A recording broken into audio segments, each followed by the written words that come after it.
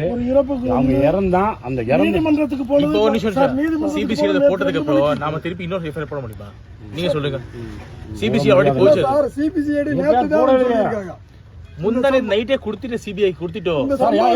அதுக்கு FIR file ஆயிருக்கா? இல்ல எஃப்ஐஆர் மாத்ததான் சொல்லு. வழக்கு சிபிசிஐ மாறி இருக்கு. ஆனா எஃப்ஐஆர் ஃபைல் ஆகலாம். எஃப்ஐஆர் 1/26 யார் மேல சார் நம்பர்? யார் கிரைம் நம்பருக்கு யார் மேல சார் பதிவா இருக்கு? யார் மேல இல்ல. இன்வெஸ்டிகேஷன் நடந்துருக்கு. விசாரணை மட்டும் நீங்க சொல்லுங்க. வந்திருக்காரு. ஆனா அந்த விசாரணை வந்து முழுக்க காவல்துறை தான் காரணம் தெரியும். குற்றம் சாட்டல இல்ல, உண்மை குற்ற சம்பவம் நடக்கட்டும். இல்ல சொல்லல. சரியா? நீங்க சொல்ற சம்பவத்தை நீங்க முதல்ல ஏத்துக்கங்க சார். நான் இன்னைக்கு வாதம் பண்ண சொல்றேன். இந்த எஸ்பி டிஎஸ்பி இன்ஸ்பெக்டர் எல்லாமே வந்து இன்னைக்கு மானம்பலம் ஸ்டேஷன்டாரோ இங்க இந்த இடத்துக்கு போய் பாத்துருக்காரு. சரியா? இன்வெஸ்டிகேஷன் ஸ்டார்ட் ஆயிடுச்சு ஆல்ரெடி. ஆனதுக்கு அப்புறம் இல்ல அதுக்கு முன்னாடியோ கூட இவரு இப்போ 8ஆம் தேதி மார்னிங் வந்து எஃப்ஐஆர் போட்டாச்சு. அந்த எஃப்ஐஆர் காப்பி ஒன்றும் பிரச்சனை இல்லையே. அன்னைக்கு கேட்டு மட்டும் வரேன். அவங்க விசாரணைக்கு பேர்ல தான் வரேன். ஆனா அந்த கூட்டிட்டு போன பையன் மேல அந்த காவல்துறை மேல இதுவரை எஃப்ஐஆர் ஃபைல் ஆயிருக்கு. அதுலயே போயிட்டு இருக்கோம். போட்டு தான் இன்வெஸ்டிகேஷன் நடக்கும்.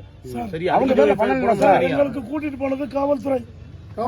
அவனை கொண்டது ஆகாச கொண்டது காவல்துறை மேல காவலர்கள் மேல வழக்கு போட்டு நாங்க ஞாயிற்றுக்கிழமை 9 மணிக்கு இந்த வழக்குல தான் அந்த என்கொயரி நடக்கும். அதான் சொல்லிட்டு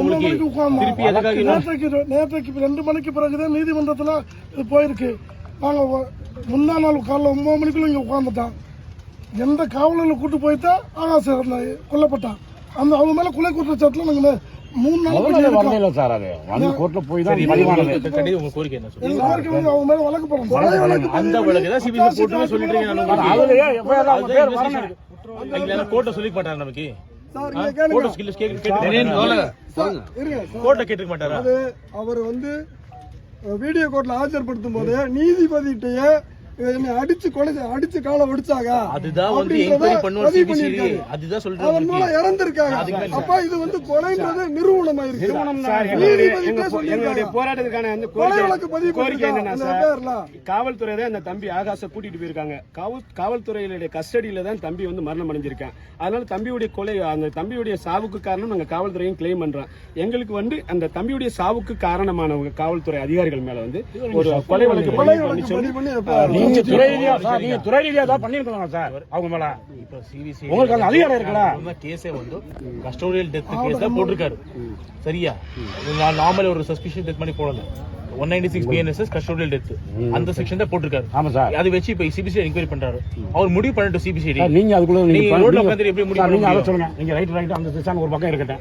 துறை ரீதியா நீங்க அவங்க மேல என்ன நடவடிக்கை சிபிசிஐ என்கொயரி பண்ணதுக்கு அப்புறம் தான் நான் பண்ண முடியும். முதல்ல அதுக்கு சார் அது லேட்டான தகவல். நம்ம சரி ஓகே. லேட்டான தகவல். அதுக்கு முன்னாடி அங்க மரணம் உங்களுக்கு தெரியும். மனசாட்சி சொல்லாம உங்களுக்கு தெரியும். உங்களுடைய கட்டுப்பாட்டுல இருக்க அதிகாரிகள் நீங்க சஸ்பெண்ட் பண்ணிருக்கீங்க. வந்து குற்றம் சுமத்துறேன். அவங்கள வந்து அதிகாரி ஒரு நாளே சஸ்பெண்ட் பண்ணிருக்கணும். ஏதாவது பண்ணிருக்கலாமே சார். அவங்கள ஒரு